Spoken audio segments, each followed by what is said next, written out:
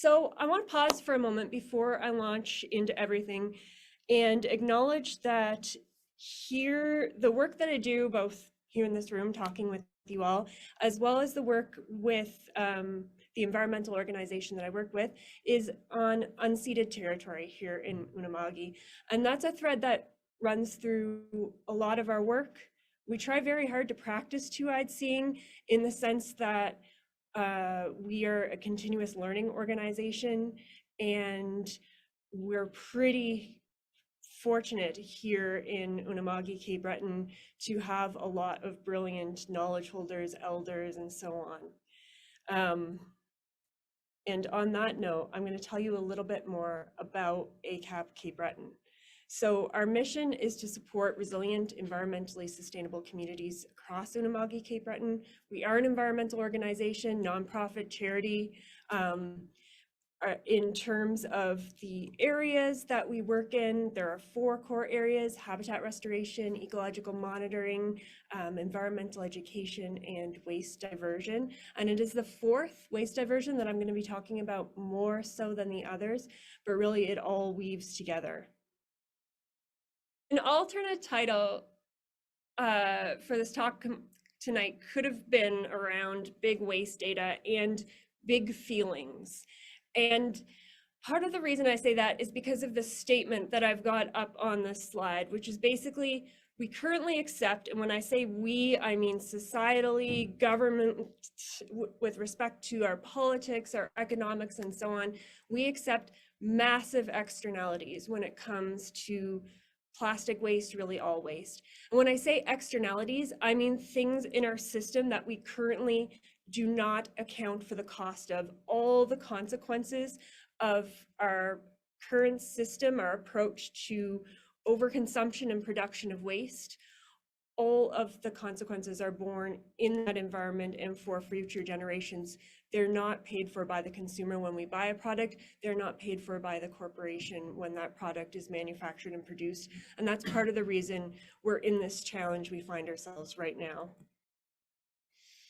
And another difficulty of dealing with the scale of the waste problem is that humans have a tendency towards this phenomenon that was coined by an economist first, and then translated it into environmental terms by some other academics, of hyperbolic discounting. And that's the idea that as we look into the future, we're actually really bad at accounting for future impacts. We have a tendency to hyperbolically discount the impacts of the future, especially when that comes to very negative impacts like climate change or overwhelming waste and microplastics. And then that's kind of leads to humans, we sort of exist in this perpetual state of denial. And this is somewhat of a coping mechanism, because if we were constantly grappling with the environmental challenges we face, if we thought about those day in, day out, hour by hour, we would not function. It's probably a whole other presentation about whether we should take that pause. That's a bigger philosophical question than I'm going to get into this evening. The other thing that I'm going to talk about, in my career, I kind of pivoted from a focus on science and entomology into education research and policy research. So a lot of times, a trite summary of an environmental problem is that we need to do a better job of public education. We need to get the word out. We need to be teaching this in schools. But 50 years of education research has told us we can't educate ourselves out of this crisis. It's not that easy. The school systems aren't built for this. Our public communication systems aren't built for this. But at the same time, it's more nuanced to that. We can't leave behind the question of public education in this role when it comes to waste and when it comes to the kind of environmental crisis we face. Okay. In terms of waste management, we all know the whole reduce, reuse, recycle pyramid, but unfortunately at this time, most of our waste that we produce ends up in the landfill. When it comes to plastics in Canada, for example, about 90% is landfilled. We've got about 9%, give or take, that's recycled. Nova Scotia is a little better than other places, but that's how it usually works out.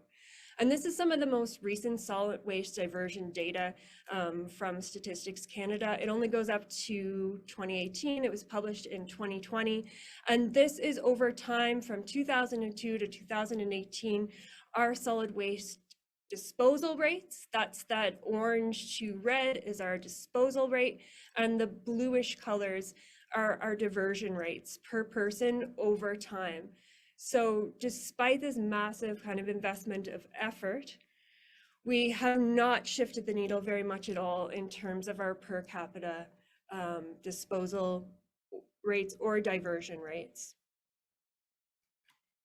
And then if we look at it by province, and it's a little bit difficult to see, but Nova Scotia, PEI in Nova Scotia, or over here, we can give ourselves a little bit pat on the back here. In the case of PEI, the diversion rate slightly outstrips the disposal rate. Nova Scotia is not too far behind BC. So in terms of across all the provinces, we do have some advantages of geography. A lot of time waste diversion gets a lot harder when you start looking over massive geographic distances and the carbon inputs of vehicles that it takes to transport that and so on. At the same time, there is some good work done there. The only problem is that our waste, even in Nova Scotia, our waste disposal rate here is at about 400 kilograms per person per year. And if you multiply that, if you do the math, and I'm not going to do the math now, but you multiply that by population levels, and then you multiply that by the small percentage that ends up escaping into the environment, we do still have a massive problem because of the numbers of people. But I'm going to launch into happier things now. I'm going to launch more into the work that I do and introduce to you the Trashformers. So this is an example. This is our team from this summer, 4 of our 5 Trashformers with their trash forming truck. And if you keep these 4 folks in mind, our program has been running for 13 years now. It's a partnership with the Cape Breton Regional Municipality. There are typically 5, sometimes 4, sometimes 6 Trashformers crew with a team lead role that has a lot of responsibility for overseeing the work and safety. And this is where I'm going to move into, I just talked about some of the bigger data, some of the federal data, some of those challenging statistics. We're going to get really local with some of the data that the Trashformers have been collecting over the years. Just in terms of overall program impacts, since its inception, about 70 tons of litter have been removed from our environment. And when you consider that the Trashformers work in local neighborhoods, contexts, picking up things like fast food containers to everything from single-use plastic, that's actually more impressive when you think of how many of these it takes to reach 70 tons. In that time, about 70 young people have been trained through the program. There have been thousands of community members involved directly through cleanups, and in the tens of thousands reached through education and communications. And the Trashformers have been collecting a lot of data about waste in our communities. Every year, every single site that they visit, they complete these comprehensive data sheets. So in 2023, this included data recorded from 68 separate sites and cleanup spanning 50 hectares in total of their coverage. And at every site, they record the location, they record site information, and then for each cleanup, they record estimates of everything every person summed together has picked up across different categories. In 2023, they did 20 shoreline cleanups along beaches bordering both the ocean and the Brador, and then 48 other what we call trash accumulating locations. And these are locations that community members send into us to say this is really bad. But honestly, after 13 years, we know, and returning Trashformers also know, a lot of really difficult locations. And when Trashformers come into, I cannot see to admit that person, but I'm going to stop. I'll admit. Okay, and I can do this again. I can figure out. Just at the bottom there. If you go down to present, you're still sharing the screen. Yep, right down here. Right there. Yep, and Okay. will. Wonderful. Thanks. You think I would know by now of losing Zoom, but that's okay. So a site tends to look like at the beginning with the Trashformers, like this and like that. And those, of course, are social media posts where the Trashformers are sharing the results. So we have 10 years of tracking the exact weight every single year that's removed, and you can see those patterns over time, maybe slightly higher amounts of litter cleaned up, slightly larger weights in more recent years, a slight dip in 2020, you'll see there because of a shortened year with the pandemic restrictions, but honestly, overall quite consistent. This weight increase right here is actually mainly due to the fact that we started adding in more shoreline equipment, shoreline cleanups, and what's picked up there is significantly heavier than your average fast food stuff. We do actually see some interesting policy effects though. For example, the Trashformers used to collect a lot of plastic bags, over 10,000 per year.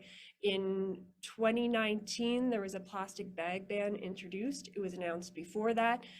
Presumably vendors started responding right away because in that 2019 season, the Trashformers collected far fewer plastic bags, 2020 fewer, and so on, to that there's hardly any plastic bags collected now. So it's interesting to see that. So sometimes this data tells us stories about what's going on with them, but sometimes it also tells us stories about what's going on with the Trashformers. And you'll have to forgive, this isn't continuous data, but I put it that way for visual license. In 2021, that particular group of Trashformers was really concerned about the impacts of cigarette butts on the environment and did a lot of work to mobilize the community and return to places where they knew that there were mountains of cigarette butts. So you see that peak in 2021, that is Jack and Emma and Eve and Pritika. I know the people and their motivations that year, and we see it in the data. This is a data breakdown from 2023 of the different types of litter that we collected from the environment. So you can look at the majority here are fast food items, hot cups, paper fast food. We divide paper and plastic, and then a massive category as well as other single-use plastics. Cigarette butts also make up a significant percentage. And this data right here is by counts rather than by weight. We don't audit every single cleanup because the Trashformers would spend most of their time auditing. They also do a lot of work to try to engage the community in better understanding the extent of the problem. So this is social media work they put out, and this is largely anecdotal, and there's factors we absolutely can't control, but I thought one of the most interesting things when we put things out on social media, we find that the larger community actually responds really well to this more raw data, this pie chart that they can actually see. That pie chart alone, which was one of hundreds that were shared that summer, was shared 70 times and viewed by thousands of people. And meanwhile, this really polished, this is what we did, this is the most collected items, that looks like a much more polished piece of communication, didn't get nearly the response, and consistently don't. I think this is purely speculation on my part, but I think there's something about having access to the raw data and that sense of connection of, oh, I can see, wow, that came from the Sydney boardwalk and there were this many cigarettes, or a third of them were cigarettes. That seems to be what resonated with people. And just more examples of their kind of trying to bring the public into their work visually, and then of course by organizing community cleanups, getting out with schools, and so on. So I'm talking about all this kind of Trashformers success and them being engaged as as kind of community ambassadors, as citizen science for waste data, collecting that data. But also at the same time, we've been doing this for 13 years, a lot of partnerships and a lot of kilograms of waste removed. And at the same time, we don't see a reduction in waste. We haven't seen a reduction in waste. It's been that same story for those who are familiar with all of the recycling messaging of the 90s through to today. We have in fact witnessed more plastic waste, more waste in general, escaping into the environment. This was taken by one of our team members at a beach where we do plover monitoring. And the Trashformers themselves, I've talked about the stories of the data, but the Trashformers themselves are sources of data and information, because they go to these sites, and there are many sites that they will clean 1 week, and then within the next 2 weeks, as they drive by, the sites look the same as they did when they came. The Trashformers also talk about the futility of trying to pick up plastic that has already been degraded by the sun. So they watch microplastics form in real time as they try to pick this stuff up and watch it disintegrate into pieces, and grapple with the challenge of, do I try to get every tiny little piece, or do I try to clean more of this boulevard? Is this even worth it? Is it making a difference to do this kind of downstream work? And that is really one of the questions that we have as an organization, and that the Trashformers have as well as a program. At the same time that we've been grappling with these questions, the research on microplastic pollution has just been growing and growing. So the term microplastics was coined by researcher Thompson and colleagues in 2004. That's very, very, very recent. And the research has just taken off since then. We often use the Stockholm Resilience Center's planetary boundaries as a concept to think about the environmental crisis. And if you look at the boundaries here, they summarize it. The important thing is not so much all of the different boundaries. They divide it into 9 boundary areas. I want to draw your attention to the novel entities boundary, which is right here in 2009. And I'll try to point to the screen as well so you can see. That was considered unquantified, relatively unknown from the assessments compiled in 2009 to 2015. And then in 2023, there at the far end, that microplastic novel entities aspect in terms of living within our boundaries, it just exploded beyond the boundary level into the red warning zone of, we are not living within the healthy green zone of where we should be to have kind of a thriving, healthy environment, thriving societies. Microplastics are really getting out of hand. And I'm sharing this right now. I know it's not novel information to you all. It is, in some ways, this is reflective of the emotional journey that my crew has been on together, and the role that peer-reviewed science and peer-reviewed science summary plays in the practice, the everyday practice of environmental organizations. There's a kind of emotion of having to grapple with this planetary boundary being exceeded, and this research in 2022, this synthesis coming out and emerging, being published, while we're discussing what does it mean to do the Trashformers, and is this worth it? This was a 2020 publication in Science suggesting that in terms of the amount of plastic waste, we've got about 8 million tons of macroplastic, 1.5 million tons annually of microplastics, and we don't know for terrestrial systems what the plastic pollution impacts are. Things are also a little bit concerning when we look at the business as usual scenarios, projections for plastic leakage into the ocean, because if we continue on the business as usual trajectories, we will have 4 times as much stock of plastic in the ocean than we did at 2016 by the time we hit 2040. And 2040 is creeping closer and closer, kind of with every month. So where do we go from here is the question I find myself asking a lot, and what I'm going to share in terms of how this has changed our data collection practices, how this has changed our approach to community-based science is the next section. What we decided to do is, as an initial step, is the Trashformers cannot be simply a community cleanup team that is not nearly as effective as they can be, and not nearly as motivating and holistic, compassionate, all those aspects. It doesn't engage the emotional, the emotional aspects of this work. So what we did was create a program called Freshwater Heart, where HEART stands for Habitat Enhancement and Restoration Training, and integrated into the Trashformers program, where there's not just waste diversion in their program, it's fully integrated with our education team.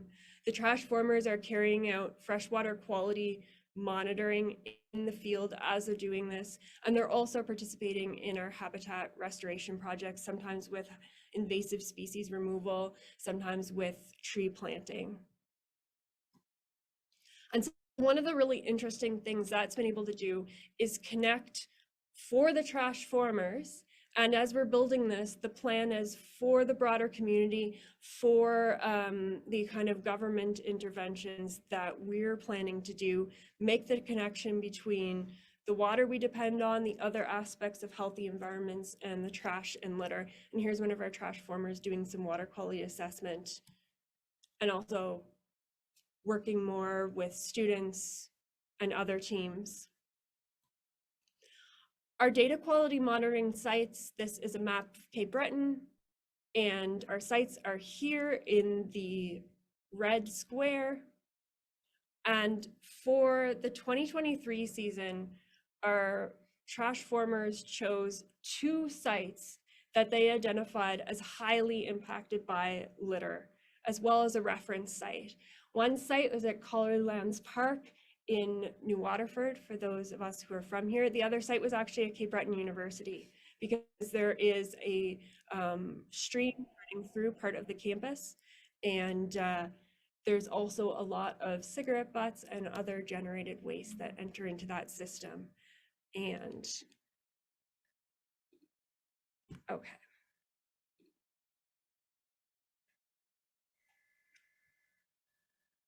So what those Trashformers, their data collection found over the summer, and they're looking at just a few parameters, and I'm going to share pH and temperature because those are pretty solid indicators, easily accessible. It's ones that we can communicate well to the public, that working with students, they can get hands-on and experience them as well. And when I mean students, I'm also thinking about everyone from elementary and high school and up. So our first site, Collarlands Park, site 1, had a fairly healthy pH range from about 6.9 to 7.4 of all the sampling dates, low temperature at 18.6 degrees, high temperature at almost 27 degrees. So in addition to, and this is a pattern that the Trashformers documented through the other sites they've done as well, that in addition to a lot of waste at these sites, we see other forms of environmental degradation. And in this one in particular, a lot of the vegetation, a lot of the trees that would normally be along this riverbank had been removed at different times. So there was no shade, no protection, and therefore no cooling in the river. The second site at CBU, we're not quite sure why, but the pH here was actually quite low, concerningly low, between 3.7 and 4.4 across all the different sampling sites as well as across different equipment. Whenever we get a reading that seems a little bit odd, we bring out backup pH strips or a different pH meter. The low temperature here was also within the range of what we'd expect, but the high temperature, although not as high as at Calgary Lands Park, was still pretty high, 25 degrees. In comparison with our reference site at the Bellard Nature Trails just outside Sydney, the highest temperature that stream reached was under 22 degrees, and that was on one of the hottest days of the year when that sampling across all of those sites took place. So we do see concerning impacts, and one of the things we're thinking about is that intersection between there's a lot of waste entering in this environment. I've been talking about plastics and microplastics, we've seen that, but also there's chemical waste, there's corroding equipment in these streams, and there's other environmental hazards for organisms at this site with the loss of vegetation, heating up of the rivers. And I'm going to try not to get too far into this, but there's a question of, in the case of climate change and warming freshwater environments, where are there going to be refuges for organisms from the heat? Where can fish go? Are there pools that are cool enough for them to hide in? And what happens to all those organisms like the freshwater mussels in each of these streams that are not mobile and can't move around? And this really is kind of this entangled web of education, restoration, and citizen science, kind of tying it all together. That's our framework moving forward for the Trashformers. In addition to data collection, water quality data collection, waste data collection, we're also collecting a series of kind of stories about the Trashformers. And this first story that I'm showing here was one of the very first times they trialed collecting microplastics in the environment. And in order to do this, before they were getting out into a freshwater stream, they actually went out to Sydney Harbor and scooped up a sample of water and looked at it under the microscope. And there are two confronting stories I have here. This is the first story of kind of confrontation, because the team was actually a little taken aback by how many small plastics they could find in a single scoop of water. So they hadn't followed any of the protocols for citizen science yet. There's this really cool kind of equipment where you take baby legs, which are effectively pantyhose, and drag them behind a boat or yourself even walking along in a single scoop of water. However, before they even got into that kind of more sophisticated technology, they were pulling out and finding microplastics, as Tristan is doing here. A second kind of confronting Trashformers story is a little bit more lighthearted, and this is at one of the sites I've already mentioned, Calgary Lands Park in New Waterford. And the image credit here goes to our plastic pollution coordinator, Mari Musgrave, because she put this together based on her own experience of removing a whole lot of litter from the environment, including, as depicted here, a vacuum cleaner. There are always so many questions when we're doing cleanups of how did that come to be here? Who put it here? What were the decisions made? But one of the fantastic parts of this was, as Murray was pulling this out, an American eel actually emerged from the tube of the vacuum cleaner and swam out. And eels are a somewhat vulnerable species, and that is, I believe, our third sighting at that particular site. Third sighting of one making its home in a vacuum cleaner. So even though there's waste around, animals still find a way to thrive, and they do it sometimes in really, really unexpected ways. So the question for us, the question for me as well as my director in this role, is what next? Where do we take the Trashformers? We're going to continue to collect this water quality data. We want to scale it up. We're going to continue to collect the waste data that we've been collecting since the beginning, and we're going to continue to do these community cleanups. But it's pretty clear to us that we can't keep doing the same thing. 13 years hasn't shifted the needle, and globally, as well as federally, as well as at the level of Nova Scotia, we still are producing far too much waste. In terms of the bigger policy steps, there's an internationally binding treaty in the works for 2024, a global pact to end plastic waste. I'm not going to provide a lot of commentary here. There's part of me that, after having watched the Conference of Parties, or COP, for climate change year over year over year, I don't know how optimistic I am about another international treaty. At the same time, the concept of legally binding is really interesting. Federal level, extended producer responsibility and related legislation, that is not immediately on the horizon. However, it has kind of bubbled at the surface for a number of years. And the federal environmental minister's mandate letter has some really compelling language in it. I've shared a direct quote here. If this single rule was actually implemented, it would have a fairly substantial impact. And that is basically to introduce labeling rules that prohibit using those recycling, that imagery of those interconnected arrows, not permitting that unless 80% of the recycling facilities across the country accept it. And as I've bolded here, there's reliable end markets for that, because currently there are not end markets for most of the plastics we accept as recyclable. If that was implemented, that would actually be fairly exciting. So the question of what do you do in the meantime when you're waiting for these massive federal or international treaties?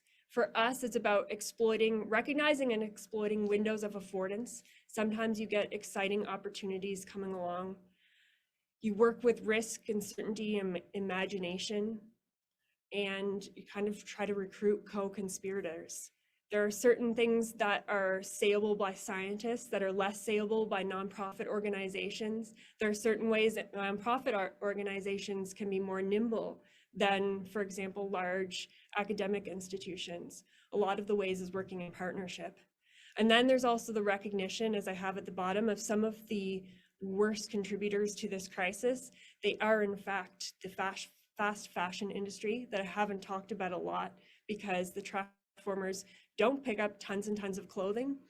But as we start to collect these water samples, the majority of microplastics in these water samples are, in fact, from synthetic clothing and from our washing machines. Plastic packaging is still a problem. And then finally, probably not terribly surprising, those intersecting impacts, vehicle tires and the way we drive on the roads. There's actually a fair amount of microplastics generated from that. That's one of the biggest sources. So if we start to tackle kind of both driving less from a climate perspective, turns out that has massive positive impacts when it comes to plastic as well. So I don't really have a neat summary to these stories and this data. The story is really ongoing. I'm super grateful to the team that I work with, the rest of the Trashformers, to our plastic pollution coordinator, Ali, as well as our previous Trashformers coordinators, Marcus and Mari. And yeah, I'll pause now. I can take any questions, and I'm really grateful that you all could join me tonight. And I think